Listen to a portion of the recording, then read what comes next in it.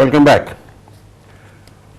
We are talking with Sanchita Islam, a writer, an artist, a filmmaker, and whatnot. She has produced so many films she does not remember, and she has written so many books that I can remember. Right. One of your recent books that we just showed on the screen earlier, the title is rather long. Schizophrenics Can Be Good Mothers Too, isn't it? Yeah. What motivated you to write this book, and is it going to be turned into a film? I think there's a film within this book. Yes, I think so. Well, it's probably the most important book that I've ever written. I mean, my books vary. Like, I've written a novel, published a volume of poems, then I've produced these socio-political art books and fantasy landscape books.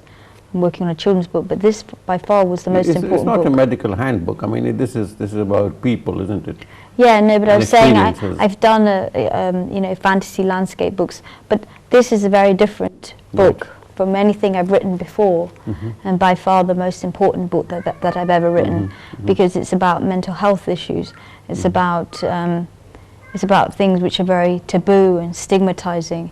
I mean, you know, to be able to produce all the stuff that I do, I have a different sort of brain. Right. I met a Bangladeshi surgeon, and he looked at my thumbs and he said, because you've got long thumbs, that's why you are the way you are. Yep. That's why you are so creative. Right. Because it requires more room in your brain apparently to operate this, the long thumb.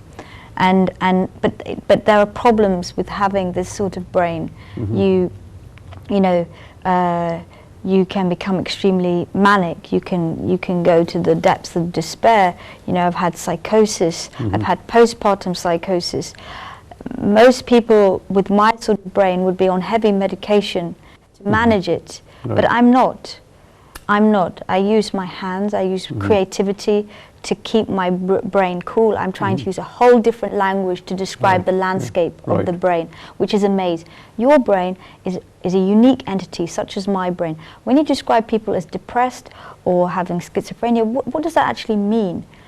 It's better to look at each unique case and to actually fathom what's going on. So I wrote this book to help other mothers who've suddenly had postpartum psychosis, because you can have postpartum psychosis without ever having an underlying mental health problem. I noticed something wasn't right in my brain from a very young age, from the age of 5. I was fanatically tidy. I was, obsessionally sort of drawing and painting, and something wasn't quite right. But I've worked it out. It's taken me. This way with most creative people. Possibly, but then that's a stereotype. That's why I want to zoom in and look, and really find out. Yeah. So this book consists of a series of essays. So somebody can just go in and read a topic. It's got poems in it. It's got artwork in it. It's to help psychiatrists, it's to help the mental health care professionals, because I think there's a crisis in mental health. There are cuts in funding. People are going to have to find their own way out of the maze because they just won't be having the support. What about people in developing countries? Do they have access to psychiatrists and mental health? No. So this book is for them as well. Right. So I have dissected psychosis. I have found a way to stop it. Because I've had psychosis, I'm predisposed to having it. But there are 8 cumulative stages, and it starts, and I can stop it at stage 3. I've learned how to do that. So if I can do that, surely other people can do that. Taking pills is not the answer, because even psychiatrists, they don't understand the brain. So how can they prescribe? So I'm saying, what did our ancestors do? As hunters and gatherers, they were out in the land. They weren't sedentary, sitting in front of their computer, in a sort of sterile environment, just doing this. They were making things. When you make things, when you use your hands, you're transported outside of your brain. Your brain is no longer a prison. And people are in prison. Mental health is a global epidemic. So what are we going to do? We have to examine, we have to explore. You have to create a mental map. There's an essay in this about mental mapping. Look at the patterns. Understand how your brain became what it was. It's a landscape that changes. I understand now the mechanisms, the triggers, everything. It's still like a tightrope. It's like you're going to be pushed in the hole, and you got to get back out. You know. When was this book released? It was released a few months ago. Yeah. And it's also been published in New York. London. Yeah. These are my new publishers. Most of your books have been published in London, isn't it? Yeah, but I printed a lot of my other books in Bangladesh because I wanted to show the world that Bangladesh can produce books of amazing quality. They can. They do. Yeah. They do very well. Yes. Yeah, but people don't know that. They think that. But people's impressions of Bangladesh are like, you know, that it's some sort of, I don't know, the dustbin of the world, and that makes me mad. People's impression of Bangladesh and Bangladeshis. It's so different. Yes, I'm on a mission. I'm on a campaign regarding mental health. I'm on a campaign to educate people about Bangladesh, about Bangladeshis, that they're an incredibly cultured people. There are a lot of stereotypes, you know, that need to be dispelled. So as an artist, that's my job, you know, because I'm trying to get to the truth. And also, it's my job to try to help people through art, at least try. You have been doing reading tours, isn't it, with Erwin Welsh and I think Miranda Swager. That was one tour, like a long time ago. Again, early on in my career. Right. But yes, when was that? I think it was back in 1999. So that was very early on. You know, I had a few kind of big breaks. What do you do on a reading tour? You just go to the library and read books? No, we were at a venue, and you stand and you read. But I have performed my work, and like yesterday I was performing for an hour and a half in front of the audience, reading, you know, some of my poems to the audience. I could read a piece, you know, if you wanted. A receptive and a well appreciative audience. Yeah. I mean, I think because it's such a taboo, anything related to the brain. You know, if you give any hint of slight sort of fragility or infirmity, people are slightly, you know, alarm bells start going off. Yeah, we are very generous, quote unquote, with when we say in Bengali somebody says he's pagul. Pagul sagul. Pagul sagul. Yeah. And yeah.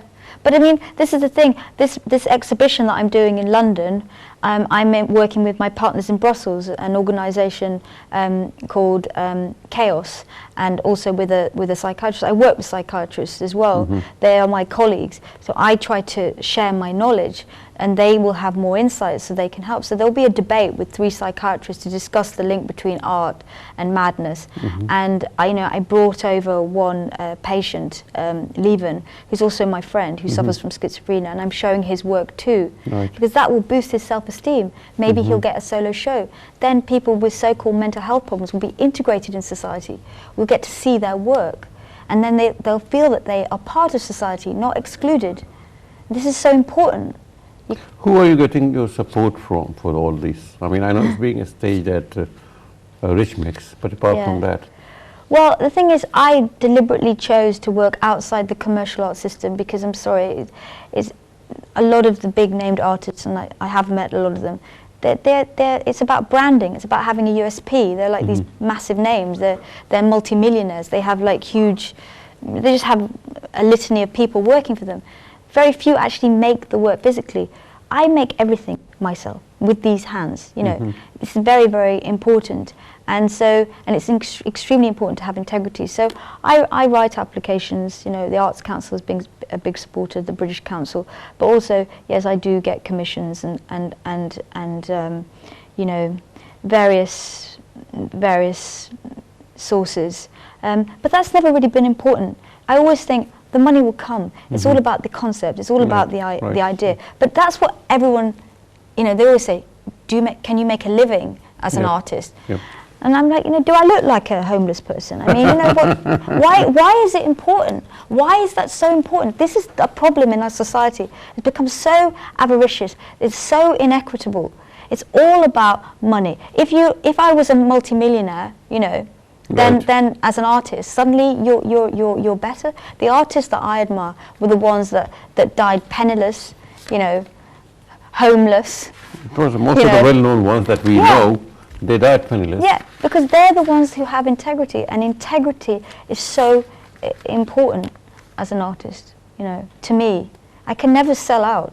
I have to have absolute autonomy, and my dream is to have a pigment explosion gallery in the middle of the forest, all my artwork, all my 30-foot scrolls, everything that I've ever done, which is open to everybody. It's not in some rich man's private collection, or even in the Tate Modern. You have to go in the middle of the forest to see my work. That's my ultimate dream.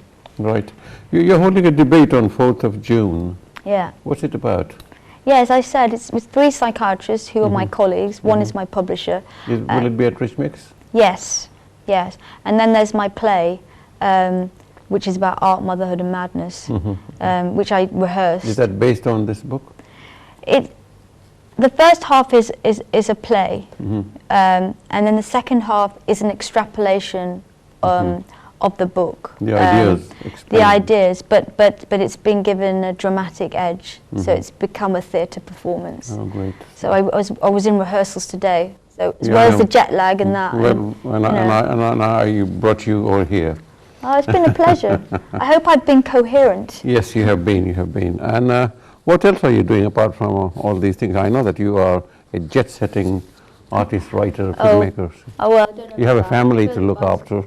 Yes, I have 2 small children. Yes. Well, I was in Bangladesh earlier and Burma because the British Council, I got a grant from the British Council from the Artists International Development Fund, which is a very competitive strand. So my idea was to create a scroll that bridged the divide between Burma and Bangladesh.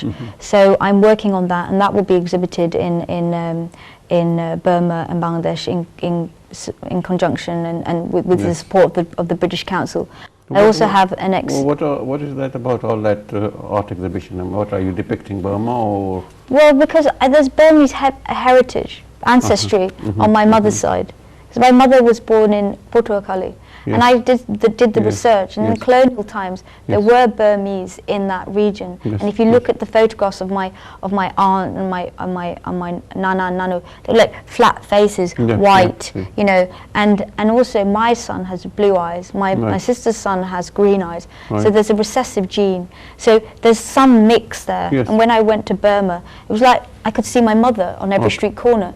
So I felt some connection when I went to Burma. But also the 2 countries they're neighbours, but they're not close. But there are so many similarities. So as an artist, I will extrapolate images from the 2 countries. Most neighbours are not friends. but I think there are a lot of similarities. So I'm connecting the 2 on this scroll. And but more from a kind of, even when you look at the Burmese language, it looks like it's a cousin of Bangla. Yes, you know, yes.